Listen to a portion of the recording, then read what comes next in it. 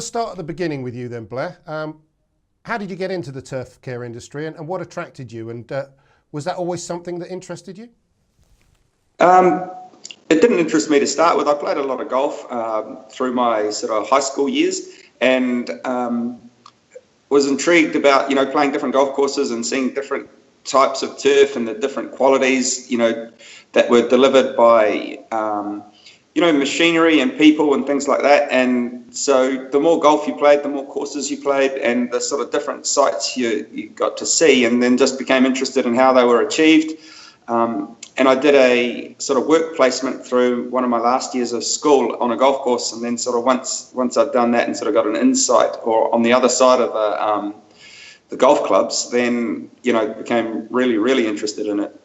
It's interesting because I obviously came from a background of professional sport as well, so I was involved on that end of sport, and it's interesting that I'm more intrigued about what gave you the bug. What there must have been one instance that gave you the bug of that might be for me. The ability to just sort of know what's required, or know what you want from a surface, in particular at that time it was golf, and then sort of having an ability to be part of delivering that. And so, you're always looking for smooth greens, quick greens, great lies on fairways and things like that. And so I thought, well, if I can help deliver that, then that would be a pretty cool lifestyle, and it would be a career as well. Blair, I think you started out in terms of professional turf care in greenkeeping at a golf course. Yeah. Was Eden Park always on your kind of wish list? Probably not in the first couple of years. It was, you head down that sort of golf route, and you dream of being a golf course superintendent at a sort of prestigious golf course, I guess. But once I had completed my studies in the golf course arena, I was also interested in cricket and rugby, and sort of played a lot of those as well, and thought that cricket pitch was something that not many people did and was sort of unique. And so maybe thought there could be an opening in this sort of line of our sort of industry as well, by still being able to utilise a lot of the skills that I'd learnt. And so I did additional training in my last year of a greenkeeping apprenticeship. I did a sports turf trade certificate as well, so ended up with sort of 2 qualifications. And then when I finished my greenkeeping apprenticeship, I moved straight into cricket pitch sort of preparations. Blair, I think you've had 2 spells at Eden Park, is that correct? Yeah, I started here on January the 1st in the year 2000, so sort of new millennium, and change from where I was preparing cricket pitches to here.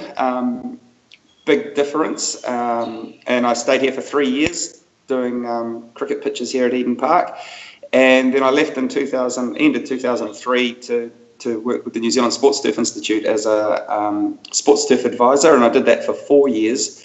And then I returned as the assistant turf manager at Eden Park in 2006, and I've been here ever since, so coming up 11 years now.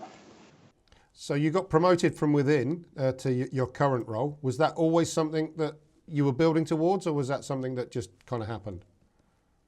No, that was always part of I kind of try and have a bit of a plan, in terms of everything is done for a reason. And so, the move from New Zealand Sports Turf Institute was strategic in terms of, trying to, rather than kind of be a little bit of a ambulance at the bottom of a cliff, I wanted to be able to, because I was seeing a lot of stuff, but I was tending to be called upon, for all the wrong reasons, and I wanted to be able to sort of create, some of the better turf surfaces around. So, it was a move to Eden Park to do that, and, within that sort of 11 years, ultimately, I'd always wanted to take over the reins here at Eden Park, and I've been doing that for 4 years now. So that was good. So in terms of the turf care industry in New Zealand, how high profile is it? Is it something that's a well-respected profession? It is at the very public level. I mean, in terms of, so the stadium level, I mean, I think it is a really well received and respected role, but I probably don't think that some of the people that don't get the same publicity are as respected as they could and should be, because there's a lot of smart and dedicated people that are not seen at all. Within club cricket grounds and football pitches and things like that, the only reason that those surfaces are what they are is because of the work that's gone into them, throughout the week and unseen, but often noticed as well. I think we'd find that the same over here. Would you agree, Jason?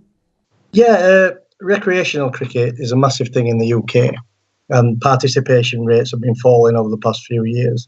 But the EC England Wales Cricket Board have had initiatives for groundsmen and volunteer groundsmen running since the early 2000s. Is there anything similar in New Zealand, or support from New Zealand Cricket Board for these guys, these volunteers that are working at their local clubs? And do you get involved as professionals? Yeah, there is a lot of emphasis put by New Zealand Cricket on grassroots stuff, and recognising that there's not only the elite level of cricket, and the bulk of people that are associated and affiliated with cricket are not your black caps, and they're not first class cricketers, but they still have the same interest. It's just that they may not have the same skill level, so they should be sort of acknowledged and given the support to play on some pretty good surfaces. And everyone wants to play on grass rather than sort of synthetic surfaces. I mean, you get to play the game, but you don't get to feel the same intricacies of pitch deterioration or pace bounce and variability and things like that, which are all great to talk about after the game, not when you're playing it and you've got one that's sort of popped on you a bit or shot low. But afterwards, you can still talk about those dodgy ones that seamed in and when you left it and things like that. They're great sort of attributes of the game. So New Zealand Cricket is helping out with that. And even at Eden Park here, we have an advisory role with our major association, which is Auckland, and we help advise the ground staff that are preparing the premier club pitches that play on grass and the school pitches that play on grass, and the sort of what they call the 1A competition, which is sort of your top high school stuff. So we'll help out ground staff to produce and prepare the best wickets. If they're running into trouble, we'll go out and help them as well. So we do that. We're probably the only association in the country that does that, but it improves the surfaces that Auckland Cricket get to use, and then those players come through, make rep teams, and then they're playing for the major association in 3 years' time. So it's all sort of, it helps. I manage a program, or direct a program, that's aimed at grassroots cricket and actually giving the facilities and skills for these volunteers, the real grassroots, to improve their skills and improve pitches, and then ultimately improve and increase participation.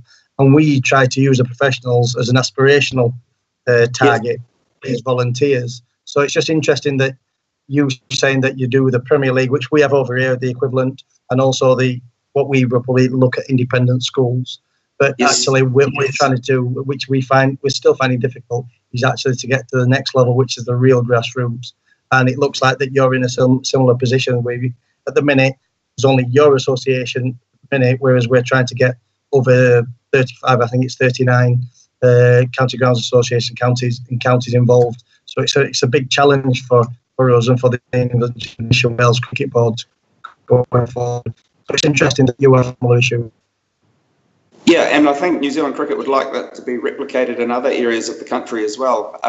We're probably the most centralised, with having a city essentially as a major association, as opposed to others are a bit more provincial-like. But, there's certainly a model for people to try and replicate for sure.